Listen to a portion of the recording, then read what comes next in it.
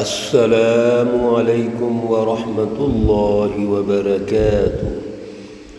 اعوذ باللہ من الشیطان الرجیم، بسم اللہ الرحمن الرحیم۔ کذبت قوم نوح المرسلین اذ قال لهم اخوهم نوح الا تتقون انی لکم رسول امین۔ صدق اللہ العلی العظیم۔ اللہم صلی علی سیدنا ومولانا محمد النبی الأمی وعلى آلہ واصحابہ وبارک وسلم وصلی علیہ۔ معزز خواتین و حضرات، سورۃ الشعراء پارہ نمبر 19 آیات مقدسہ نمبر 105 تا 111 ہیں۔ اللہ رب العزت ان آیات کا فہم اور شعور عطا فرمائے اور عمل کی توفیق اور صلاحیت عطا فرمائے۔ گزشتہ مکمل رکوع پر جو دروس ہوئے اس میں حضرت ابراہیم علیہ السلام جو تحریک حنیفی کے مرکز ہیں اور انبیاء علیہم السلام کے نسلاً والدین میں سے ہیں، والد ہیں، جہاں سے سلسلہ بنی اسرائیل، سلسلہ بنی اسماعیل چلتا ہے، اور اسی سلسلے سے ہمارے پیارے رسول محترم حضور اقدس صلی اللہ علیہ وسلم تشریف لائے۔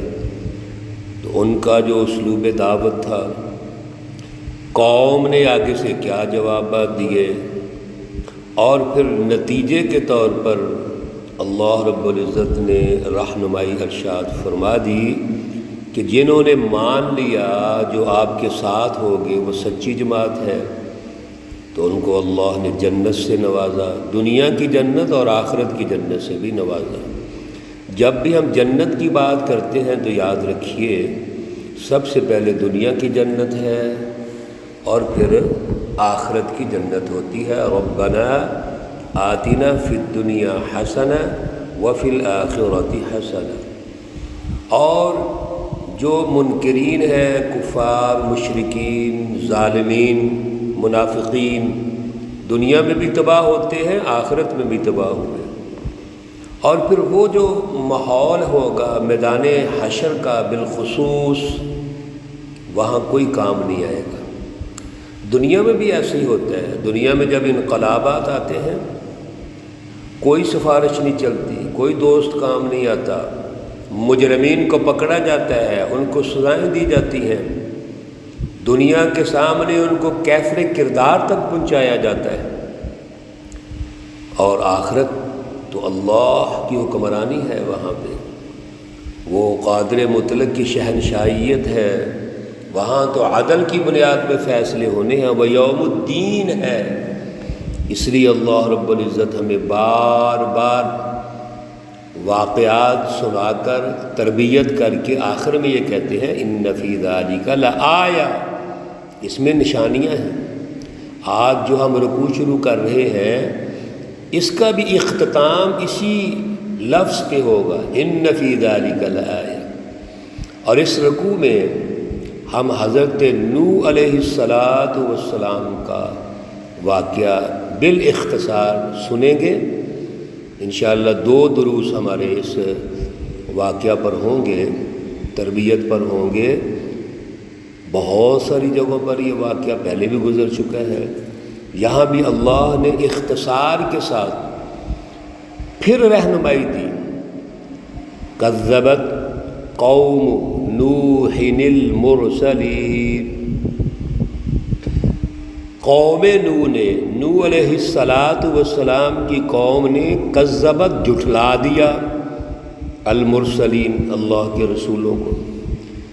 یہاں یہ بات سمجھیے میرے عزیزو، جھٹلانا کیا ہے؟ یعنی نوح علیہ السلام اور دیگر تمام انبیاء کے بارے میں ایک بات ذہن میں رکھیے، یہ جتنے بھی ہمارے انبیاء ہیں، خود رسول اللہ صلی اللہ علیہ وسلم، قوم ان کے کردار پر شک نہیں کرتی تھی، ان کو الصادق الامین کہتی تھی، معاشرہ کا بہترین فرد کہتی تھی۔ کوئی اخلاقی حوالے سے، کردار کے حوالے سے، انسانی اقدار کے حوالے سے کوئی عیب، کسی اعتبار سے ان کا کوئی اعتراض نہیں تھا۔ تو کذبت کیوں کہا اللہ نے؟ بار بار اللہ ہمیں یہ ارشاد فرما رہے ہیں کہ قوموں نے جھٹلا دیا، قوم نوح نے جھٹلا دیا۔ جھٹلایا کس لحاظ سے؟ جو مشن وہ لے کے آئے اس پہ جھٹلایا۔ اور ان کا مشن کیا تھا؟ سنیے، اذ قال لهم اخوهم، جب کہا انہوں نے اپنے، جو حضرت نوح علیہ السلام نے اپنی قوم سے کہا، الا یتقون، کیا تم ڈرتے نہیں ہو؟ کس چیز سے نہیں ڈرتے؟ جو سیاسی ظلم ہو رہا ہے، معاشی ظلم ہو رہا ہے، قوم کو غلام بنایا ہوا ہے، اللہ کی بالادستی نہیں ہے، اللہ کی رٹ نہیں ہے۔ انی لکم رسول امین، بے شک میں آپ کی طرف سے، اللہ کی طرف سے میں ایک رسول بنا کے بھیجا گیا ہوں آپ کی طرف، آپ کی طرف، اللہ کی طرف سے رسول ہوں، امین، معتبر رسول، یعنی ذمہ دار رسول ہوں۔ فاتقوا اللہ، بس اللہ سے ڈرو، وَأَطِيعُونِ، اور میری بات مان لو۔ یہ ہے اصل میں اعتراض۔ اصل میں وہ پہلا جو سیاسی، معاشی اور معاشرتی ڈھانچہ بنایا ہوا ہے، جس میں غلام بنانے کا تصور ہے، ظلم کا تصور ہے، جس میں انسانوں کو انسانوں کی زندگی سے گرا کر بدتر زندگی گزارنے پر مجبور کرنے کا تصور ہے، خود بالادستی کا تصور ہے۔ ایک مافیا جو ہوتا ہے، مافیا کون ہوتا ہے؟ وہی ہے جو اپنے مقابلے میں کسی کو کچھ سمجھتے ہی نہیں ہے۔ یہ تصور، یہ شرک ہے، یہ ظلم ہے، کفر ہے۔ اللہ کی ہستی بالادست ہے، اس کی رٹ ہونی چاہیے، اس کے احکامات ہونے چاہیے، اور نوح علیہ السلام اس کے نمائندے ہیں۔ میری پیروی کا مطلب یہ نہیں کہ کچھ ذاتی طور پہ میری پیروی کرو، میری پیروی کا مطلب یہ ہے کہ اللہ کا میں نمائندہ ہوں، رسول امین ہوں۔ جو اللہ نے مجھے سسٹم دیا ہے وہ توحید کا ہے، فلسفہ توحید کی رٹ قائم کرنے کا ہے، اللہ کی رٹ قائم کرنے کا ہے۔ اور یہ جو تم نے سسٹم بنایا ہوا ہے یہ ظلم پر مبنی ہے، انفرادیت پر مبنی ہے، خود غرضی، لالچ، مفاد پرستی پر مبنی ہے، شرک، کفر اور ظلم پر مبنی ہے۔ اس کو ختم کرو، میری پیروی کرو، یعنی میری جماعت کا حصہ بن جاؤ، میری جماعت میں شامل ہو جاؤ۔ اور بڑی بات خوبصورت فرمائی، وما اسألکم علیہ من اجر، میں جتنی جد و جہد کر رہا ہوں، کوشش کر رہا ہوں، اس کے پیچھے کوئی لالچ نہیں، مفاد پرستی نہیں۔ میں ایک پانی کا جو گلاس ہوتا ہے وہ بھی تم سے نہیں مانگتا، کوئی اجر نہیں، کوئی معاوضہ نہیں، کوئی بدلہ نہیں۔ ان اجری الا علی رب العالمین، میں تو رب العالمین کا نمائندہ ہوں، اس کا بھیجا ہوا ہوں، اس کا کام کر رہا ہوں۔ تو میں اگر اجر لینا بھی ہے، مجھے اگر اللہ اجر دیں گے تو رب العالمین اجر دیں گے۔ میں تم سے کوئی اجر نہیں مانگتا، کوئی مطالبہ نہیں کرتا، کوئی بدلہ نہیں مانگتا۔ تم بس ایک ہی اللہ کے احکامات اور رہنمائی پر عمل کرو، میری یہی خواہش ہے، یہی میں آپ سے مطالبہ کرتا ہوں۔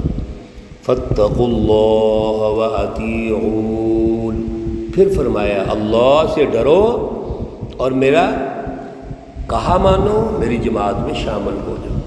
میرے عزیزو، یہی بنیادی فرق ہے جو قوم نوح نے پیدا کیا۔ نوح علیہ السلام کو جھٹلایا تو نوح علیہ السلام کے کردار پر ان کا اعتراض نہیں ہے، ان کے اخلاق پر اعتراض نہیں، ان کے مشن پر اعتراض ہے، اس فلسفے پر اعتراض ہے جو وہ بیان کر رہے ہیں، جس کی دعوت دے رہے ہیں۔ اور وہ فلسفہ کس کا ہے؟ اللہ کا ہے۔ فاتقوا اللہ، اللہ سے ڈرو، یعنی اس فلسفے کو اختیار کرو، اس پہ غور و فکر کرو، اور وَأَطِيعُونَ، میری جماعت کا حصہ بن جاؤ، میری جماعت میں شامل ہو جاؤ۔ جب حضرت نوح علیہ السلام کی اس فلسفی کو تسلیم کریں گے تو یقیناً آپ کی جماعت کا حصہ بن جائیں گے۔ یہ اصل میں بنیادی ہدف ہے، ٹاسک ہے جو حضرت نوح علیہ السلام کو دی، اور مخالفت کی وجہ بھی ہے۔ اور اگلی آیت کریمہ میں سنیے ان کا مائنڈ سیٹ واضح ہو جائے گا۔ قالوا، کہنے لگے، انؤمن لک، کیا ہم تیرے اوپر ایمان لے آئیں، واتبعک، اور تیرے ساتھ الارذلون، یہ جو کمینے لوگ ہیں۔ ارذل کمینے شخص کو کہتے ہیں۔ کمینہ کس سینس میں؟ کمینہ ان کی جو مراد تھی ان کی وہ یہ تھی، یہ پیشے کے اعتبار سے کمی ہے، جس کو کمی کمین ہم کہتے ہیں نا۔ ہمارے سوسائٹی میں بھی آج بڑے وڈیرے سرمایہ دار، سرمایہ پرست، اور یہ جو مافیا ہم نے حکومت میں بٹھائے ہوئے ہیں، عوام سے ووٹ تو لیتے ہیں، ووٹ لے کے عیاشیاں کرتے ہیں، اور 4-5 سال پھر نظر نہیں آتے، سوائے ٹیکسز کی بھرمار کے کچھ نہیں کرتے۔ کیوں؟ یہ عوام کو کمی نہ سمجھتے ہیں، کمی سمجھتے ہیں۔ جب ووٹ لینا ہے تو پھر تعریفیں کریں گے۔ یہ سوچ وہی ہے، حزب الشیاطین کی سوچ ہے، شیطانی جماعتوں کی سوچ ہے۔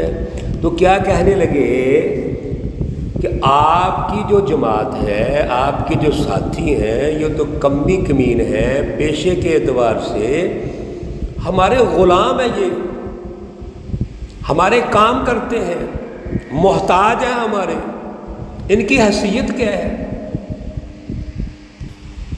ان کی تو قومیں بڑی نیچ قوم کے لوگ ہیں۔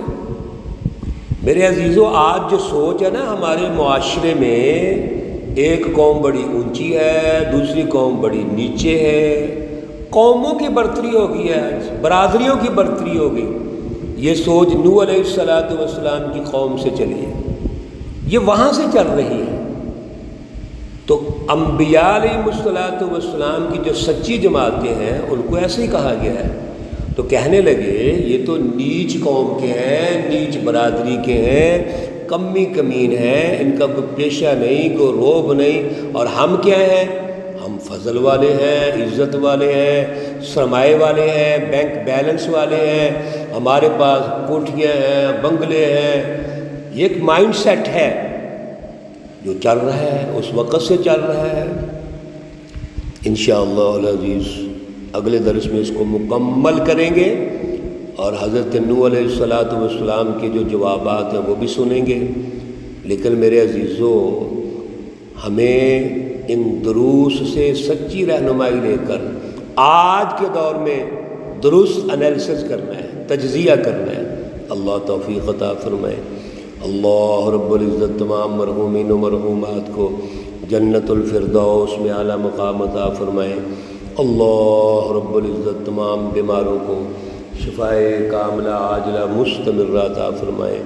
ربنا تقبل منا انك انت السميع العليم وتب علينا انك انت التواب الرحيم، وصلى الله تعالى على النبي الأمي محمد وعلى آله وأصحابه أجمعين برحمتك يا أرحم الراحمين۔ السلام عليكم ورحمة الله وبركاته۔